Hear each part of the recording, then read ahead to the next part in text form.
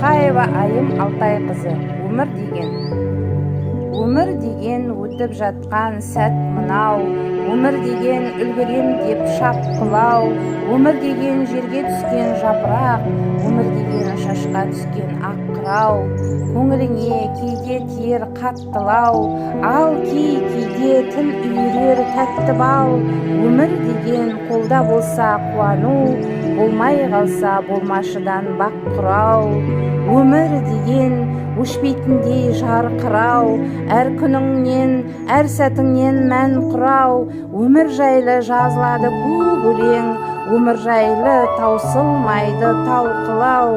Өмір деген сәбилердің жаз үні, өмір деген әжелердің әжімі, өмір деген әлсіздердің көз жасы, өмір деген мықтылардың азуы.